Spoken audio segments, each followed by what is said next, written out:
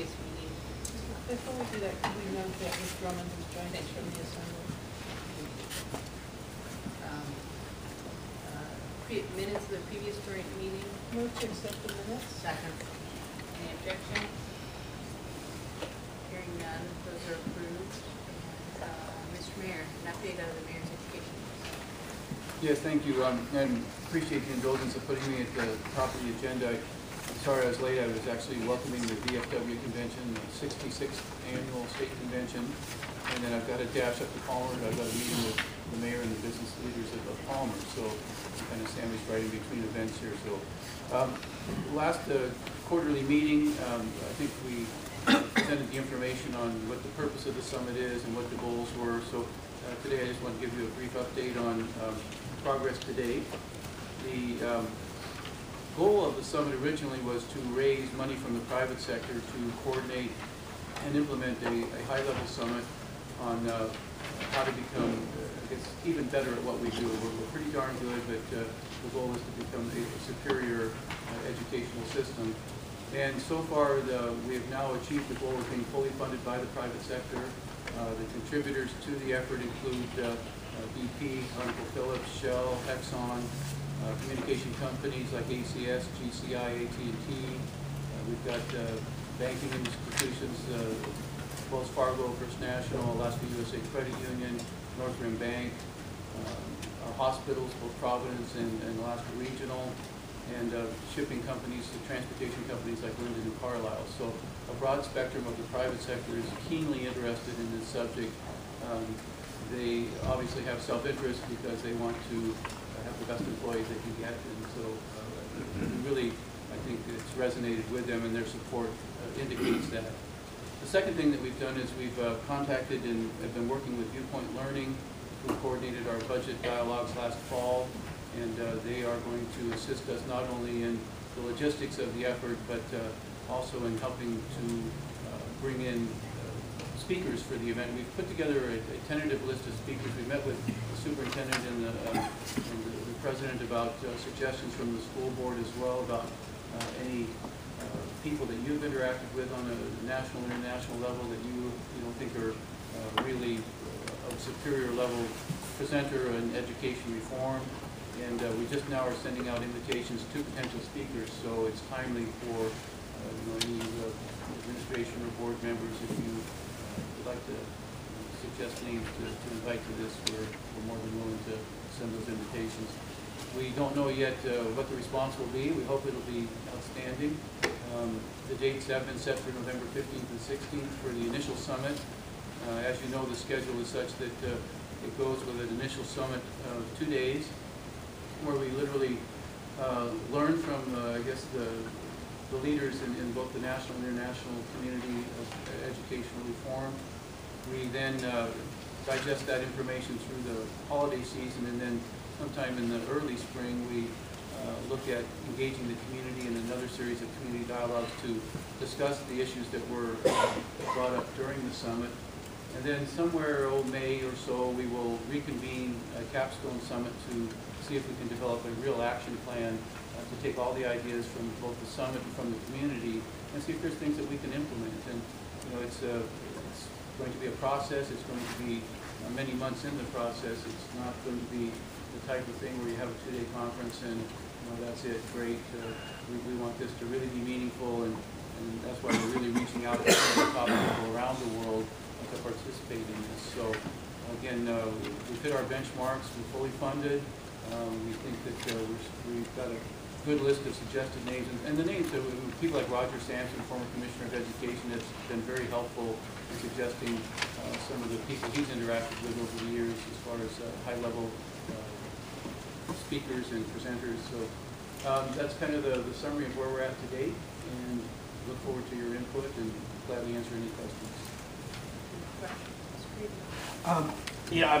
I think this is a great thing to do.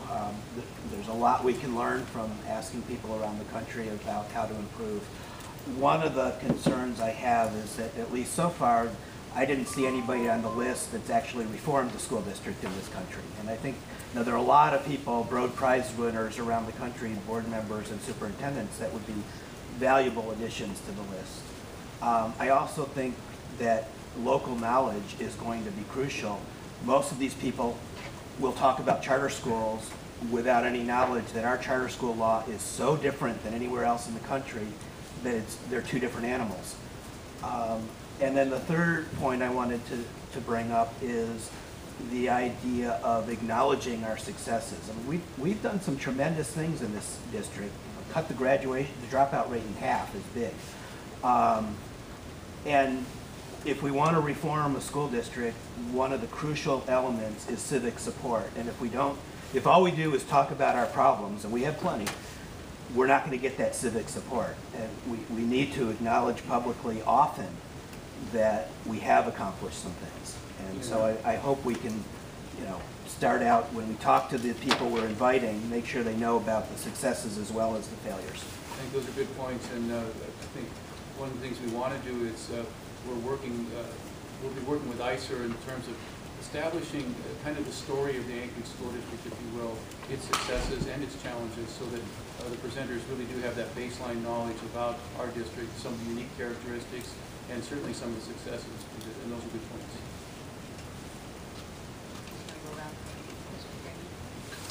Mayor, have you invited AFN to send somebody to this to give the AFN point of view on meeting educational needs, since we're a large native village in Alaska? I'm concerned our native children's needs are being met. Yeah, not AFN in particular. They're a statewide organization. We're focusing really on just the local level. We've met with Lori O'Neill from Cook Inlet Tribal Council. We will be working closely with her. They're the leaders really in developing educational and vocational programs for particularly for the rural youth who are coming into our city. So they will be very engaged in this. Well, I mentioned AFN because we do have a lot of native children coming into villages to Anchorage. And that gives us a perspective statewide on how the native students are being treated here. That is what Cook Inlet Tribal Council does. That's their mission. So, okay, thank you, Mayor. Next I have Mr. Higgins, Mr. Burke, Mr. Drummond. Well, Sullivan, you and I had a couple of conversations about education in times. I remember watching the movie together at the same time. And I appreciate the idea of moving forward and trying to get a vision and community discussion on education. I think that's critical. My concern had to do with some of the initial information that I saw come out. I don't see it in this particular press release, but it's process. I view that in any type of process of continuous improvement or enhancement, you start with defining what it is that you're trying to, the opportunity, what you're trying to achieve. You look at all the alternatives, and then you find a way to see how you're going to implement.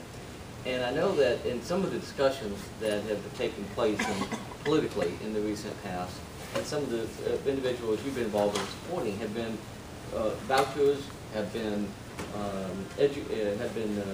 union collective bargaining issues, and even to the point of saying that creationism should be a science theory in education, and that's getting into a part that is agenda driven as opposed to trying to look at the big picture. What does it take to be the world-class education? And I'm just concerned that from an agenda standpoint, we need to be creative. I think we need to be far-reaching. We need to challenge everything we're doing and say, what can we do that's going to be really creative? But if we get into the political agenda only, if that's driving it, then it's going to distract the conversation from a public standpoint in regards to what we're trying to accomplish. I think that agenda, if we're going to be discussing the solution as opposed to talking about what we're trying to accomplish, an endpoint, we're missing an opportunity, and was my only concern looking at the agenda, and then looking at some of the names on the list that it appears to be heavily driven towards a particular agenda. And I just want it to be an open discussion and very creative and very far-reaching on what we can do, and not directed in a way that's going to really divide the public support for education. well, certainly the goal is to have all ideas on the table. It's not politically driven at all. It's driven by one simple goal, and that is how do we improve? And if you look at the names on the list, it is a broad cross-section of big thinkers in education, not any particular agenda whatsoever. I don't know if you're familiar with how many of the names on the list, but we can give you bios on these people, and you can be very impressed by the fact that these are thinkers from all spectrums, And that's the goal. We're going into this, Pat, with absolutely no preconceived outcomes. I mean, if I was going to direct a true agenda of what, I thought was right, your point would be well taken, but it's not that at all. It's simply an open-minded look at what are some of the top thinkers in the world today doing in educational reform.